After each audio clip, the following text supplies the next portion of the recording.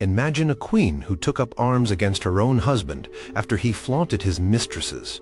A celebrated philosopher brutally attacked in his sleep as revenge for a secret marriage, or a king so obsessed with his wife's beauty he forced his bodyguard to secretly watch her undress, a decision that ultimately cost him his kingdom and his life. In medieval times, love could be a battlefield, and marriage vows were sometimes just the prelude to shocking betrayals and devastating consequences. Get ready to dive into some of the most dramatic tales of love gone wrong from a time when passion, power, and betrayal often walked hand in hand. Number 10. The Marquess, who tested his wife by pretending to murder their children. His name was Gualtieri, the Marquess of Saluzzo, and everyone said he was a pretty good ruler. But he had one quirk. He really didn't want to get married. His pals and subjects kept bugging him though. "You need an heir, dude," they'd say. "Who's going to take over when you're gone?" Finally, Gualtieri caved. He announced he would marry, but he'd choose the bride himself, and everyone had to promise to honor her, no matter who she was. He chose Griselda. She wasn't a princess or a noblewoman. She was a peasant girl, known for her virtue and beauty, living a simple life with her poor father, Giannicola. Gualtieri rode up to her cottage, basically asked her father for her hand on the spot, and then asked Griselda if she'd marry him. The catch: she had to promise to obey him in all things, never to show displeasure at anything he said or did. Griselda, probably a bit stunned, but also seeing a way out of poverty, agreed. They got married in a lavish ceremony. Gualtieri stripped Griselda of her peasant clothes and dressed her in finery. And for a while, things were sweet. Griselda was a great wife, beloved by the people, and soon she gave birth to a beautiful baby girl. Gualtieri seemed happy. But then the testing began. Gualtieri told Griselda that his people weren't happy. She was a peasant, and they definitely weren't happy she'd given birth to a girl.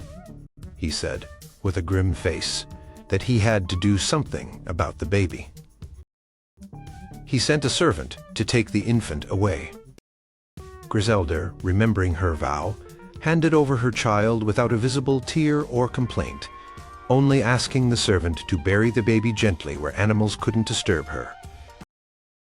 Gualtieri had actually sent the child secretly to Bologna to be raised by a relative. A few years later, Griselda had a son, Joy, but not for long. Gualtieri pulled the same stunt. He told her his people were still grumbling, now even more so because there was a male heir from a peasant mother. Again he said the child had to go. And again Griselda, heartbroken but steadfast in her promise, let her son be taken with the same quiet plea for a gentle burial. This son was also secretly sent to Bologna. Gualtieri kept this up, watching Griselda marveling at her patience and obedience, but he wasn't done. Years passed. He then announced that he was going to divorce Griselda because the Pope had apparently given him permission to take a new, nobler wife. He told Griselda to return to her father's house, taking only her dowry. But wait, she came to him with nothing. So he said she could take back her old peasant dress. She walked out of the palace in a simple shift back to her father's hut, still without a word of complaint against Gualtieri. The whole region was buzzing. People felt sorry for Griselda and thought Gualtieri was a monster. Then Gualtieri announced his new bride was arriving. He even called Griselda back to the palace, in her rags, to prepare the rooms for his new wife because he said she knew his ways best. Griselda did it all, cleaning and arranging, still perfectly composed. When the new bride arrived, a beautiful young woman accompanied by her younger brother, Gualtieri, paraded them before his court. He turned to Griselda and asked her what she thought of his new wife. Griselda replied that she had never seen a fairer lady and wished them joy, but she begged Gualtieri to spare this new wife the terrible trials he had put her through, as she was younger and more delicately raised. At that moment, Gualtieri couldn't take it anymore. He revealed the whole truth. The new bride was their daughter. The young boy was their son. He had only been testing Griselda's incredible loyalty and patience. He praised her, embraced her, and she was dressed again in magnificent clothes. There was a huge feast, and Giannicola, her father, was brought to court to live in comfort.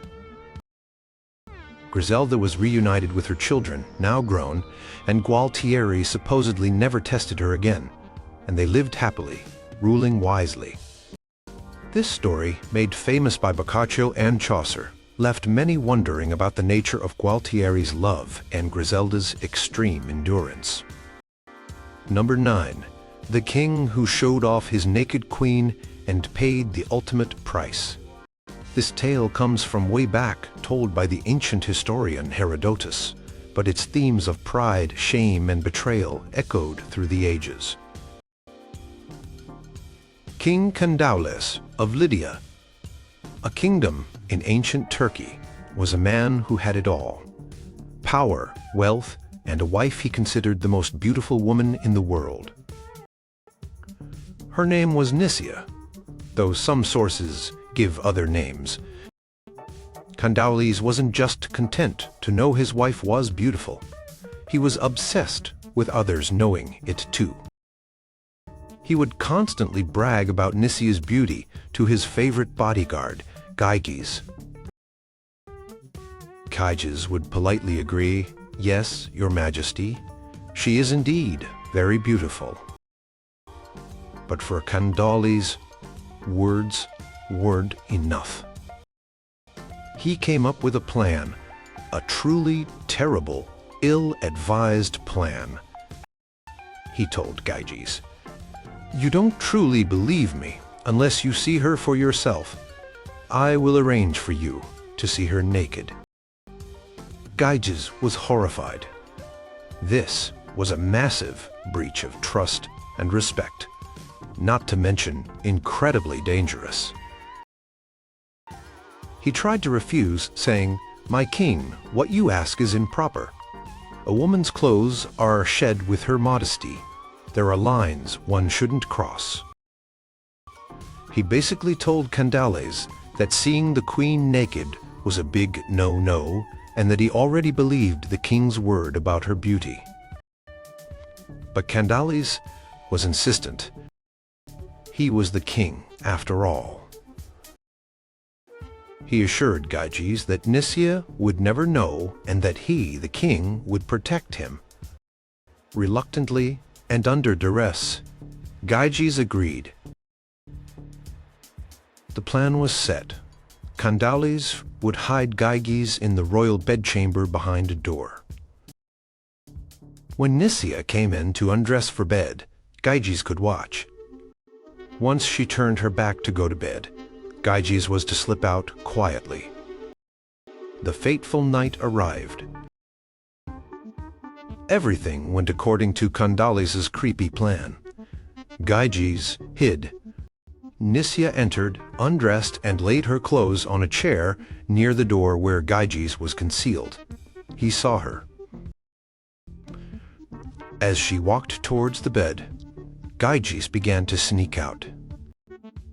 But Nicia saw him. She didn't scream or make a scene. She realized instantly what had happened and who was behind it. Her own husband, Scandalous. She knew Gyges wouldn't have dared such a thing on his own. Nicia was filled with a cold fury and shame. In Lydian culture, to be seen naked by anyone other than one's husband was a profound disgrace. The next morning, she summoned Gyges. She didn't mince words. "He who planned this must be punished, or you who have seen me naked must die." Gyges was stunned. He pleaded with her not to force him into such a choice. But Nicia was resolute. Betrayed by her husband, she was now demanding a terrible retribution.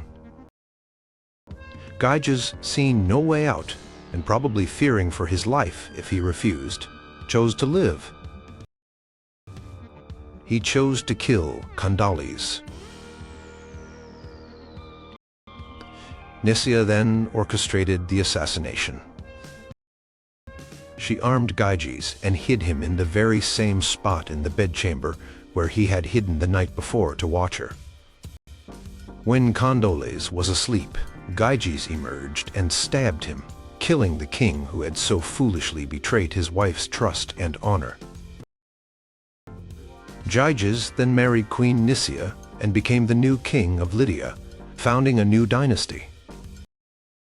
The betrayal born from a king's perverse pride led directly to his own death and the transfer of his crown. Number 8. The Scholar, the Secret Wife, and the Brutal Revenge. Peter Abelard was a superstar philosopher in 12th century Paris. Think of him as a medieval rock star of logic and theology. Students flocked from all over Europe to hear him lecture. He was brilliant, fanatic, and well he knew it. Heloise was a young woman exceptionally intelligent and learned, living under the care of her uncle Fulbert, a canon at Notre Dame Cathedral. Fulbert was incredibly proud of his niece's intellect and wanted the best education for her. So, Fulbert made a decision that would change everyone's lives. He hired Peter Abelard to be Heloise's private tutor. Abelard, perhaps, seeing an opportunity, moved into Fulbert's house. Proximity, shared intellectual passions, and undeniable attraction did their work.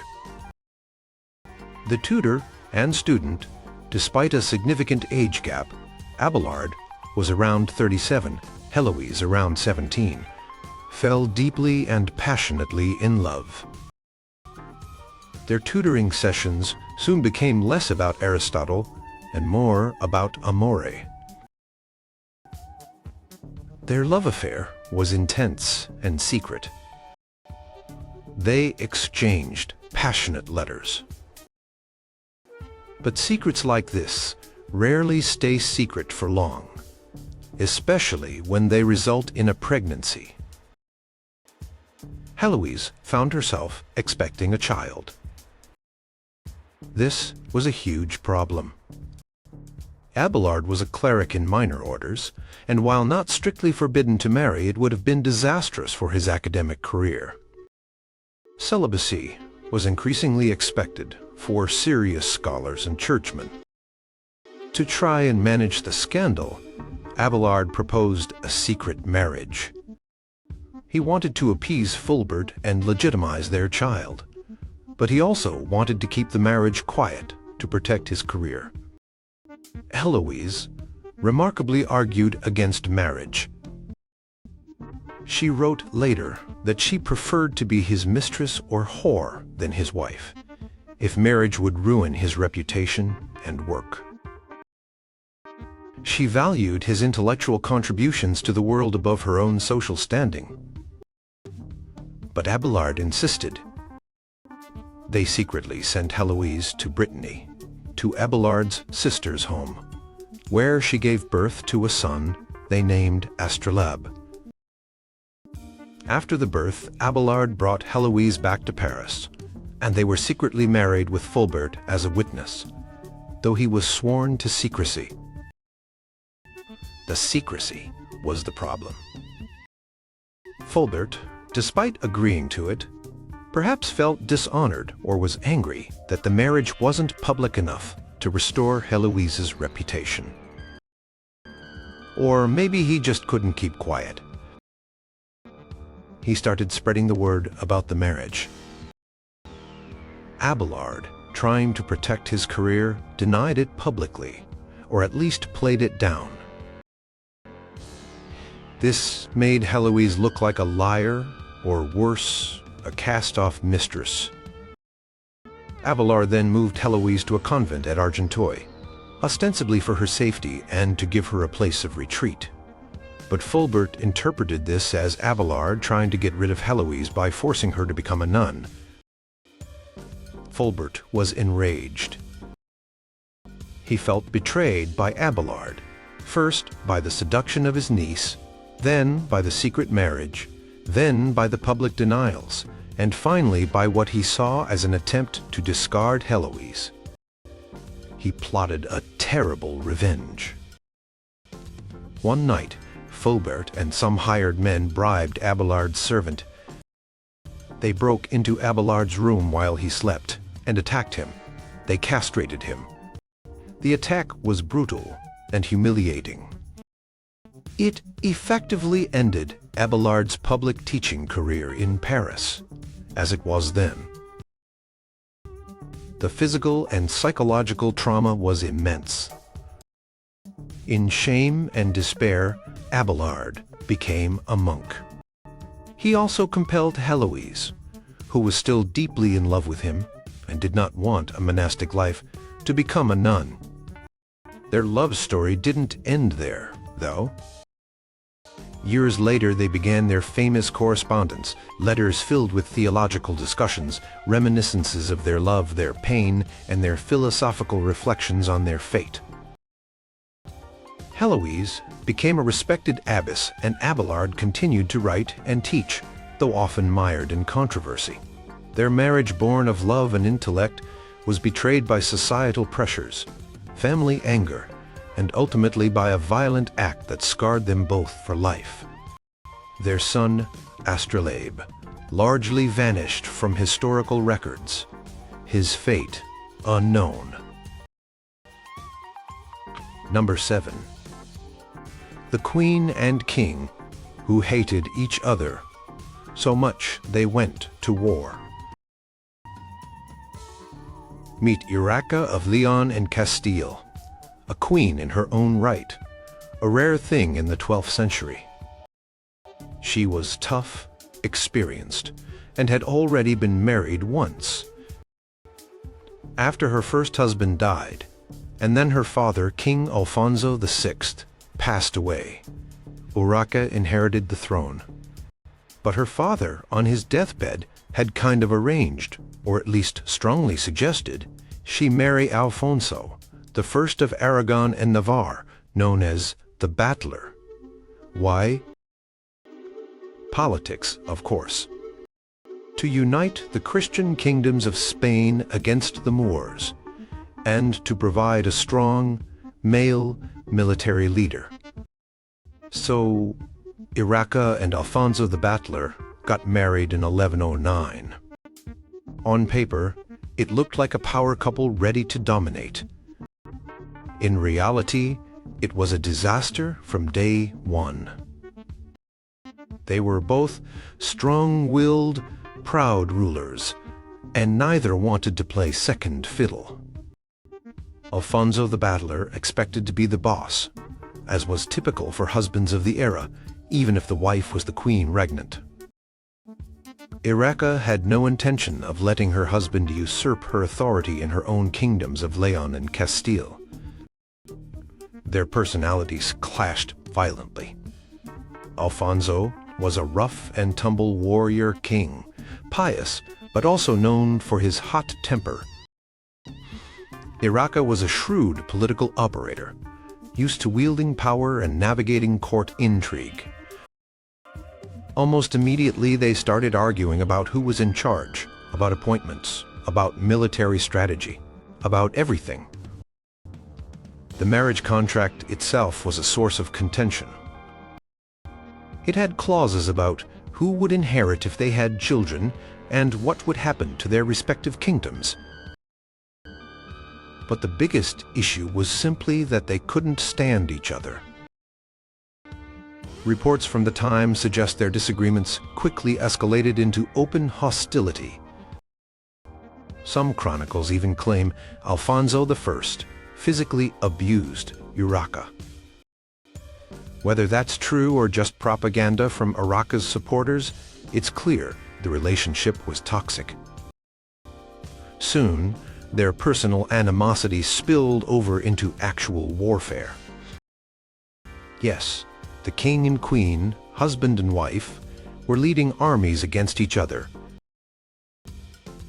Urraca had supporters among the Leonese and Castilian nobility, who didn't want an Aragonese king bossing them around.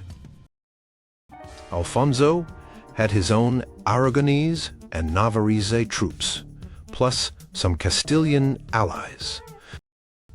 There were sieges, battles, and betrayals within their own courts as nobles picked sides. Urraca was no damsel in distress. She actively led her forces, made alliances, including scandalously with some Muslim taifas at times to counter her husband, and proved to be a formidable opponent. She even had a prominent lover, Count Gomez Gonzalez, who fought for her, further enraging Alfonso. When Gomez was killed in battle, it was a personal blow to Urraca. The whole situation was a mess for the Christian kingdoms trying to fight the Reconquista. Their rulers were too busy fighting each other. The church was not amused. Popes called for peace and tried to mediate. One major problem was that Urraca and Alfonso were too closely related by blood, second cousins, which made their marriage technically invalid by canon law without a papal dispensation, which they may or may not have properly secured, or which could be revoked. This became the way out. After about 5 years of marital strife and civil war, their marriage was finally annulled by the Pope in 1114 on grounds of consanguinity. Alfonso the Battler went back to Aragon, probably muttering about difficult women. Urraca continued to rule Leon and Castile, dealing with rebellious nobles. Her own son, from her first marriage, the future Alfonso VII, coming of age and wanting power, and ongoing conflicts. Their marriage is a stark example of how dynastic alliances could go spectacularly wrong when personalities and power ambitions clashed. There was no love, only a power struggle that turned into betrayal of their marriage vows and open war between husband and wife. Urraca managed to hold onto her throne until her death in 1126, a testament to her political skill and resilience in an era overwhelmingly dominated by men. Number 6. The king who ditched his wife for another man's already married wife. King Philip I of France, who reigned in the late 11th and early 12th centuries, was known more for his, shall we say, interesting personal life than for his great political achievements. He had been married to Bertha of Holland for quite a while, and they had a son, Louis, the future Louis VI. But Philip, by all accounts, got bored with Bertha. Some chroniclers said he found her too fat. Ouch. So Philip was on the lookout, and his eyes landed on Bertrade de Montfort. Bertrade was no ordinary lady. She was beautiful, ambitious, and already married to someone quite powerful. Fulk IV, Count of Anjou, also known as Fulk Leeuwrekken, the surly or the ill-tempered. Fulk was no pushover. Bertrade had also already given Fulk a son. Around 1092, the scandal erupted. Philip I essentially repudiated Bertha, sending her off to a castle, and then he married Bertrade. How this happened is a bit murky. Some say Philip abducted Bertrade. Others suggest Bertrade was a willing participant, perhaps seeing the crown as a step up from being a countess, even if it meant leaving her husband and child. Given Bertrade's later reputation for political maneuvering, it's likely she wasn't entirely an unwilling victim. This was a double scandal. Philip was already married. Bertrade was already married. This wasn't just adultery, it was bigamy on both sides, and a king flouting church law so openly was a big deal. The church, predictably, freaked out. Bishop Ivo of Chartres famously protested, pointing out all the canonical laws Philip was breaking. Pope Urban II, the same pope who launched the First Crusade, was not pleased with Philip's behavior. Philip was excommunicated. This was serious. Excommunication meant he was cast out of the church. His subjects were theoretically released from their oaths of loyalty, and he couldn't receive sacraments. It was a major political and spiritual crisis. Philip, however, seemed remarkably unfazed, or at least stubborn. He kept Bertrade by his side. For years there was a standoff. Philip would make vague promises to repent and send Bertrade away, usually when he needed something from the church or when political pressure mounted. The excommunication would be temporarily lifted. Then he'd go right back to living with Bertrade, and the excommunication would be slapped back on. This happened multiple times. It was like a medieval soap opera. Meanwhile, Bertrade wasn't just sitting pretty. She became a powerful influence at court. She had children with Philip. She also apparently tried to ensure her own sons with Philip would inherit the throne over Louis, Philip's son with his first wife, Bertha. There were even rumors that Bertrade tried to poison Louis, or use witchcraft against him, though these are typical accusations thrown at unpopular queenly figures. Fulk of Anjou, Bertrade's spurned husband, was understandably furious. He fought against Philip, but eventually a sort of weary peace was made. Bertha, Philip's first wife, died in 1094, which simplified one part of the legal mess. But Philip was still technically married to Bertrade, while she was still technically married to Fulk. Eventually, after many years and much drama, Philip and Bertrade did some public penance around 1104. They supposedly agreed to live apart, or at least not as husband and wife in the eyes of the church, though many suspected they continued their relationship more discreetly. The excommunication was finally lifted for good. Philip I's reign was largely overshadowed by this ongoing marital scandal and his conflict with the church.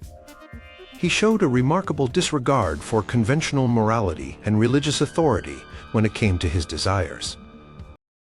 Bertrade, for her part, managed to secure a queen's crown and wield considerable influence, even if her methods were controversial and her marriage was condemned for years. It was a clear case of a king betraying his marriage vows and church doctrine for a new love, and a woman betraying her own marriage for ambition and a king. Number 5. The lovers caught breeding a romance and their eternal punishment.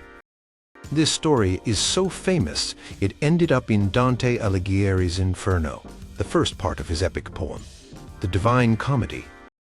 It's a tale of forbidden love in 13th century Italy, involving two real historical figures, Francesca da Rimini and Paolo Malatesta. Francesca was the daughter of Guido the Polenta, Lord of Ravenna. As was common for noblewomen, her marriage was an political arrangement.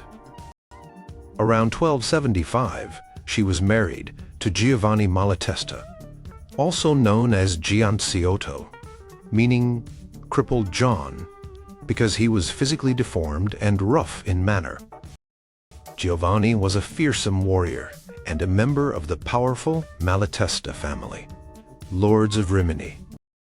The marriage was meant to seal an alliance between the two families.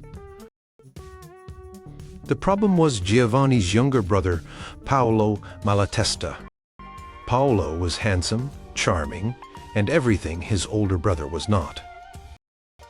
He was known as Il Bello, Paolo the Beautiful. According to the story, Paolo was either sent to Ravenna to escort Francesca for her marriage to Giovanni, or he met her frequently at the Malatesta court in Rimini. Locked in a loveless political marriage with the stern Gianciotto, Francesca found herself drawn to the gentle and attractive Paolo. And Paolo, it seems, was equally smitten with his sister-in-law. They began a secret affair. The most famous part of their story, as immortalized by Dante, who claimed to have heard it from Francesca herself in hell, involves a book. One day, Francesca and Paolo were alone together, reading a romantic story about Lancelot and Guinevere, another tale of adulterous love. As they read about Lancelot's first kiss with Queen Guinevere, the moment overcame them.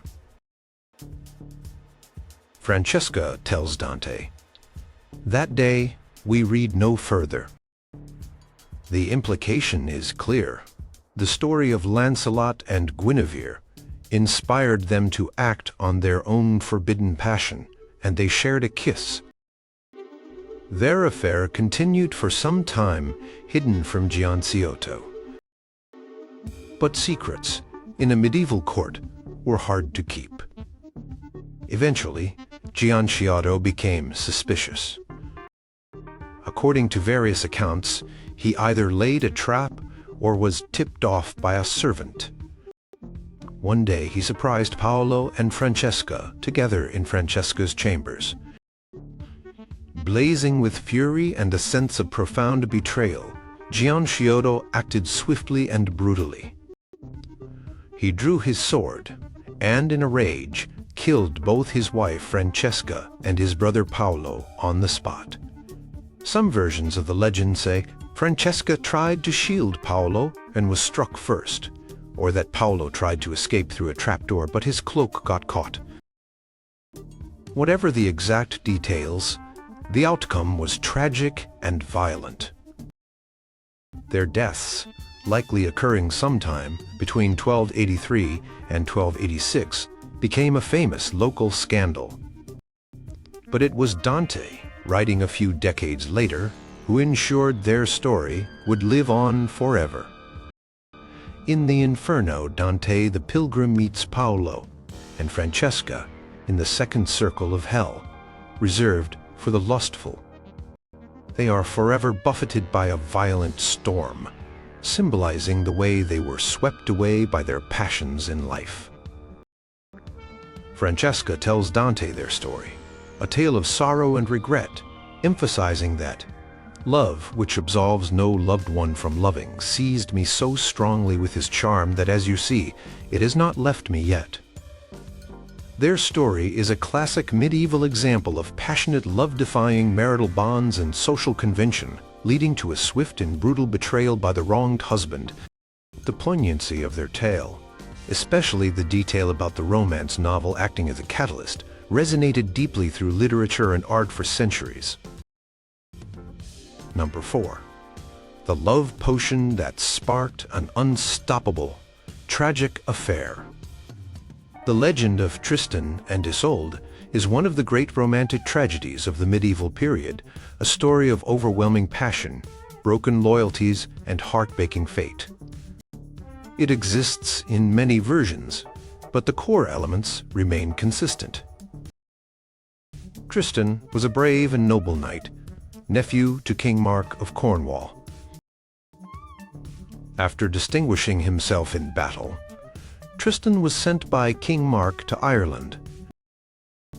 His mission, to escort the beautiful Irish princess, Isolde the Fair, also known as Isolde or Wisolt, back to Cornwall to become King Mark's bride. This was meant to be a political marriage, sealing peace between Cornwall and Ireland. On the voyage back from Ireland to Cornwall, something happened that changed everything. Isolde's mother had given Isolde's maid, Brangane, a powerful love potion. The potion was intended for King Mark and Isolde to drink on their wedding night, to ensure they would fall deeply and irrevocably in love.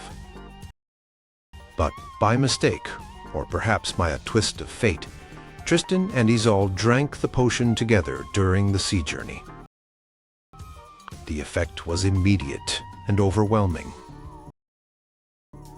They fell desperately, uncontrollably in love with each other. This wasn't just a crush. It was a magical, all-consuming passion that neither could resist. Suddenly, Tristan's loyalty to his uncle and king was in direct conflict with this powerful new love. Isolde was betrothed to Mark, but her heart now belonged entirely to Tristan. They arrived in Cornwall, and Isolde married King Mark as planned. But her heart and Tristan's were already bound together. They began a secret adulterous affair, right under the king's nose. They were constantly torn between their love for each other and their duties, Tristan's to his king, Isolde's to her husband. They lived in constant fear of discovery, relying on clever tricks, deceptions, and the help of loyal servants like Brangane to conceal their meetings. King Mark for a long time remained oblivious, or perhaps chose to ignore the whispers. He loved and trusted both his nephew Tristan and his wife Isolde. However, there were always jealous courtiers, suspicious of Tristan and Isolde's closeness, eager to expose them and bring Tristan down. These evil barons repeatedly tried to trap the lovers. There were many close calls. One famous story tells of King Mark finding Tristan and Isolde sleeping in the forest. A sword lay between them, placed there by Tristan to signify a false separation. Mark, seeing this, chose to believe in their innocence, replacing Tristan's sword with his own royal sword as a sign of trust, or perhaps a warning. Eventually, however, the evidence became undeniable.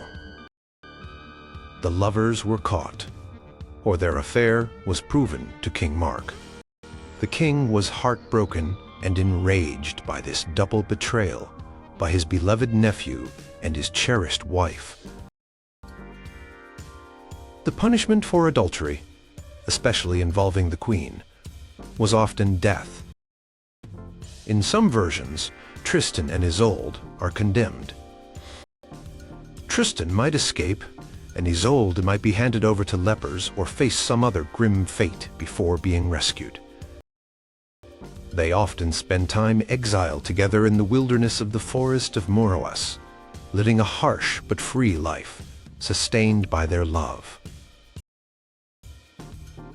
But their love, though powerful, was also doomed by the society they lived in and the vows they had broken. Often, they are forced to separate. Tristan might go into exile, marrying another woman, Isolde of the White Hands, out of loneliness or despair, though his heart always remained with Isolde the Fair.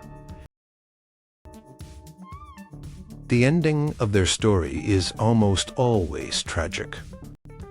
In one common version, Tristan is mortally wounded by a poisoned weapon. He sends for Isolde the Fair, believing only she can heal him. He arranges a signal. If the ship carrying her back has white sails, she is on board. If black sails, she is not. Tristan's jealous wife, Isolde of the White Hands, sees the approaching ship with white sails, but lies to the dying Tristan, telling him the sails are black. Tristan, believing his true love has not come, dies of despair. When Isolde the Fair arrives and finds Tristan dead, she dies of grief, beside him, her heart broken. King Mark, learning the truth about the love potion and the depth of their involuntary but inescapable love, is said to have mourned them deeply, sometimes burying them side by side with a vine or rosebush growing from Tristan's grave to intertwine with one from Isolde's, symbolizing a love that even death could not sever. Their tale is the ultimate medieval story of a love so strong it defied all loyalty, duty, and marriage, leading inevitably to betrayal and tragedy. Number 3. The Queen, the Knight, and the Love that Toppled a Kingdom. This is perhaps the most famous love triangle in all of medieval romance. King Arthur, his Queen Guinevere, and his greatest knight, Sir Lancelot du Lac. Their story is central to the Arthurian legends and represents a devastating betrayal at the very heart of the idealized fellowship of the Round Table. Arthur was the legendary king who pulled the sword from the stone, established Camelot, and gathered the noblest knights in Christendom to his Round Table. He married Guinevere, a princess renowned for her beauty and grace. Their marriage was meant to be the bedrock of the kingdom. Lancelot was Arthur's most celebrated knight. Handsome, peerless in combat, loyal and virtuous, or so it seemed. He was Arthur's champion and close friend. The problem began, as it often does, with a deep and growing attraction between Guinevere and Lancelot. The exact origins of their love vary in different tellings. Sometimes it's a slow burn, a deep admiration that gradually crosses the line into romantic love. Lancelot, devoted to his queen, performed heroic deeds in her name. Guinevere, perhaps feeling neglected by a king more focused on quests and governance, or simply overwhelmed by Lancelot's charm and devotion, found herself reciprocating his feelings. Their love was a profound secret, a dangerous one. If discovered, it would mean treason for Lancelot, and shame and possibly death for Guinevere. It would also shatter the unity and moral foundation of Arthur's court. They knew this, and the guilt and fear were constant companions to their passion. They met in secret, exchanged tokens, and lived a life of hidden longing. Despite their efforts to be discreet, whispers started. Jealous knights, or those genuinely concerned for the king's honor, began to watch them closely. Two particularly persistent accusers were Sir Agravaine, Arthur's nephew, and Sir Mordred, Arthur's illegitimate son and a major troublemaker. They were determined to expose the Queen and Lancelot. One fateful night, Agravaine and Mordred, along with a group of other knights, laid a trap. Knowing Lancelot was visiting Guinevere in her chambers, they burst in, hoping to catch them in the act. Lancelot, though unarmed initially, fought fiercely, killing Agravain and several other knights, and managed to escape. But the damage was done. The affair was now public knowledge. King Arthur was faced with an unbearable truth. His best friend and his beloved wife had betrayed him. Bound by law and his own honor, Arthur was forced to condemn Guinevere to be burned at the stake for adultery and treason. Lancelot, however, could not let this happen. He and his supporters stormed the execution site, rescued Guinevere, and in the ensuing battle, Lancelot inadvertently killed two other nephews of Arthur, Sir Gareth and Sir Gaheris, who were unarmed and acting as guards. This act turned even more knights against Lancelot, including Sir Gawain, Gareth's brother, who swore vengeance. The kingdom was torn apart. Arthur, urged on by Gawain's grief and rage, was forced to lay siege to Lancelot's castle in France, where he had taken Guinevere. While Arthur was away fighting Lancelot, Mordred seized his chance. He spread false news of Arthur's death, declared himself king, and even tried to force Guinevere to marry him. Arthur had to rush back to Britain to confront Mordred. This led to the tragic Battle of Camlan. Arthur and Mordred fought, and Arthur killed Mordred, but not before Mordred dealt Arthur a mortal wound. The dream of Camelot and the Fellowship of the Round Table died on that battlefield. After Arthur's death, or his passage to Avalon to be healed, Guinevere, full of remorse, retreated to a nunnery at Amesbury to spend the rest of her days in penance. Lancelot, also consumed by guilt, returned to Britain, became a hermit, and devoted himself to prayer and atonement. According to some legends, he visited Guinevere one last time at the nunnery, where they said their final farewells, both acknowledging the immense sorrow and destruction their love had caused. After Guinevere's death, Lancelot supposedly buried her beside King Arthur, and died himself not long after, his heart broken by grief and repentance. The love between Lancelot and Guinevere, while portrayed as deep and passionate, was ultimately a betrayal that contributed directly to the downfall of Arthur's kingdom, the death of many knights, and the end of an era of supposed chivalric perfection. It remains a cautionary tale about the destructive power of forbidden love within a marriage of great public importance. Number 2. The She-Wolf Queen who took a lover and overthrew her king. Isabella of France, daughter of the powerful French king, Philip IV, was beautiful, intelligent, and ambitious. She was married off to King Edward II of England in 1308 as part of a political alliance. She was only about 12 years old. He was around 23.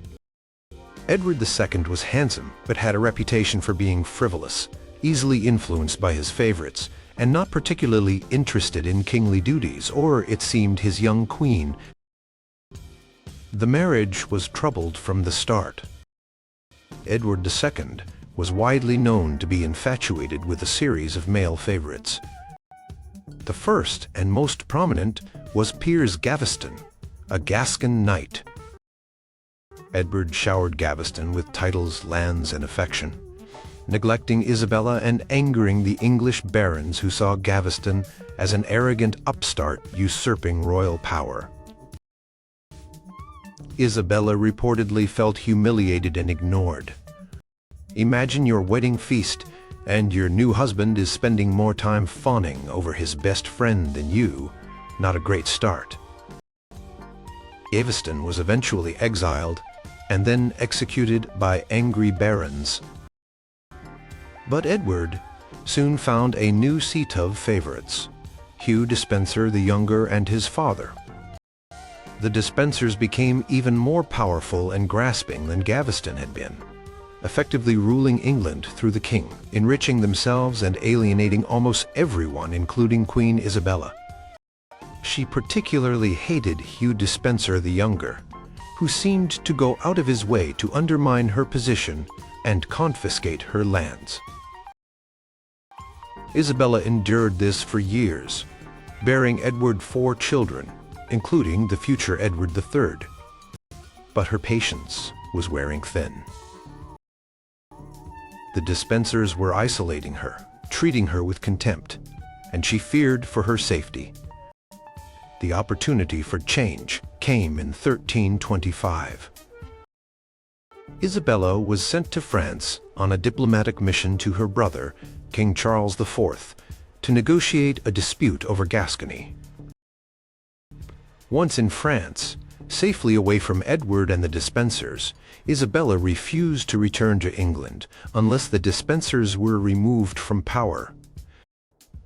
While in France, Isabella found a crucial ally, Roger Mortimer, a powerful English marcher lord who had been imprisoned by Edward and the Despensers in the Tower of London, but had managed a daring escape to France. Mortimer was Maddick, ambitious, and a bitter enemy of the Despensers. He and Isabella soon became lovers. This was a massive gamble.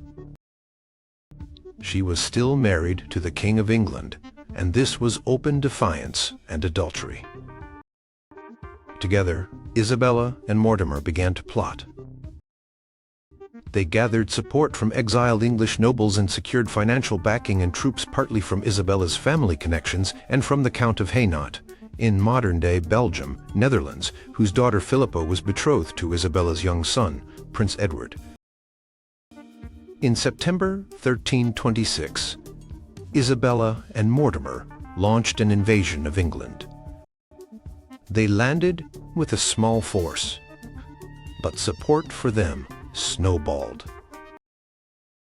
The English people and nobility were fed up with Edward II and the Despensers. There was very little resistance. The Despensers were captured and brutally executed. Hugh Despenser, the Younger, was hanged, drawn, and quartered. King Edward II fled, but was eventually captured in Wales. With Edward II a prisoner, Isabella and Mortimer were in control. Edward was forced to abdicate the throne in January 1327 in favor of his young son, who became King Edward III. Because Edward III was only 14, Isabella and Mortimer ruled as regents in his name. What happened to the deposed Edward II is a dark and contested part of history. He was imprisoned in Berkeley Castle. According to popular and lurid accounts, he was horrifically murdered in September 1327 on the orders of Isabella and Mortimer, who feared he could become a rallying point for opposition. The traditional story involves a red-hot poker being inserted into his anus, a method that would leave no external marks and was perhaps seen as a grim punishment for his alleged homosexuality. Historians still debate the exact circumstances of his death, with some suggesting he might have escaped or died of natural causes, but the murder story became widely accepted. For about 3 years, Isabella often called the she-wolf of France, and Roger Mortimer ruled England. They enriched themselves and became increasingly unpopular. Mortimer, in particular, grew arrogant with power. In 1330, the young King Edward III, now 17 and chafing under their control, staged a coup. With a group of loyal companions, he surprised Mortimer at Nottingham Castle, reportedly gaining access through secret tunnels. Mortimer was arrested, tried for treason, including his part in Edward II's death and his illicit relationship with the Queen, Mother, and hanged. Isabella's fate was less severe. She was initially placed under house arrest, but was later allowed to live in comfortable retirement, though her political power was gone. She lived for almost 3 more decades, witnessing much of her son's long and famous reign. Her story is a dramatic tale of a queen who, feeling betrayed and humiliated by her husband, took a lover, raised an army, overthrew a king, and ruled a nation, only to be eventually sidelined by her own son. Number 1. The queen who rebelled against her king, endured prison, and outlived him.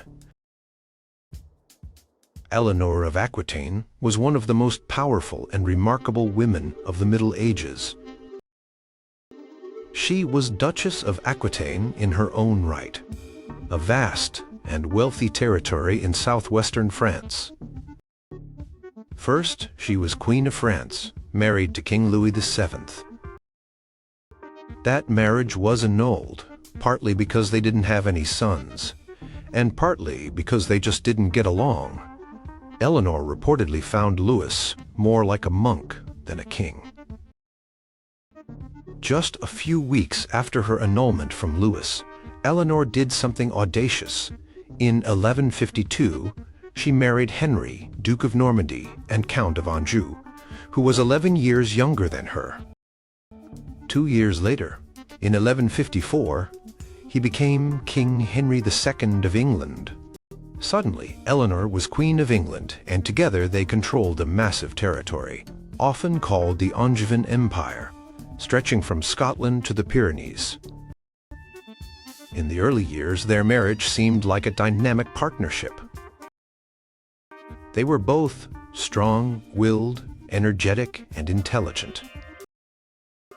They had a flurry of children, 5 sons, though one died young, and 3 daughters.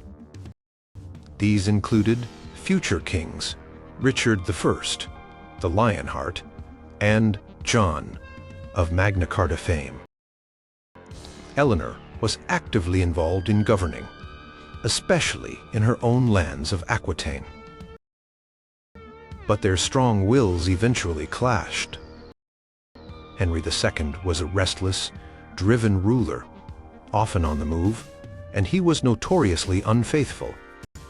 He had numerous mistresses.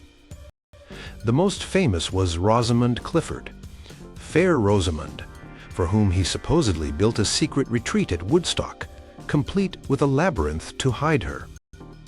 This didn't sit well with Eleanor, a proud and powerful woman in her own right. As their sons grew older, tensions mounted.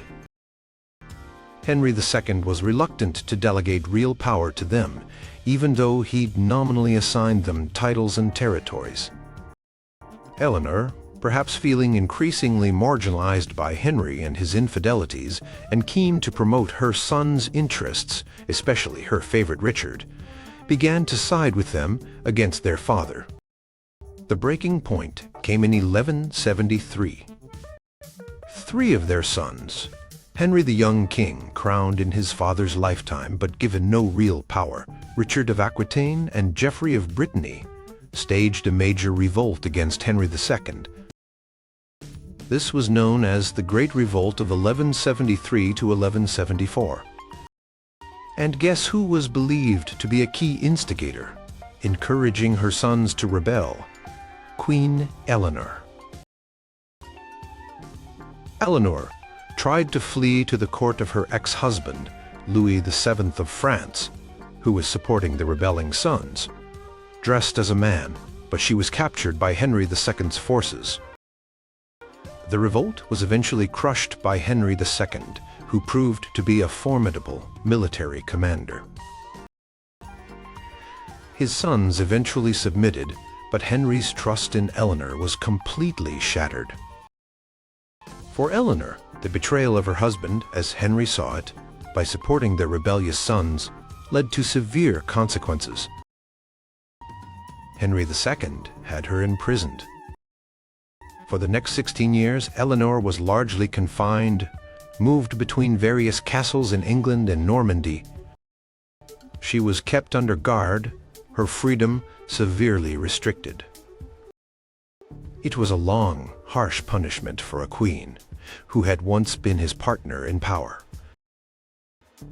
During her imprisonment, Henry II continued to rule, facing more rebellions from his sons, particularly Richard and John Fair Rosamond died. Henry himself faced immense challenges, including the fallout from the murder of Thomas Becket, Archbishop of Canterbury. Eleanor was only fully released after Henry II's death in 1189. Their son, Richard the Lionheart, became king, and one of his first acts was to free his mother. Eleanor, now in her late 60s, emerged from prison not as a broken woman, but as a formidable political force once again. She acted as regent in England while Richard was away on the Third Crusade, and later when he was captured and held for ransom in Germany. She worked tirelessly to raise the enormous ransom money and secure his release. After Richard's death, she supported her youngest son John's claim to the throne against Arthur of Brittany, her grandson through her deceased son Geoffrey. She continued to be active in politics and diplomacy well into her old age, traveling across Europe, arranging marriages for her granddaughters, and defending her beloved Aquitaine. Eleanor of Aquitaine outlived Henry II by 15 years, dying in 1204 in her early 80s, an astonishing age for the time. She was buried at Fontefraud Abbey, next to Henry II, and near her son, Richard. Her life was a saga of immense power, passionate relationships, bitter betrayals within her marriage, long suffering, and an extraordinary resurgence. She was a queen who loved, warred with her husband, was imprisoned by him, and ultimately outlasted him to reclaim her influence on the European stage.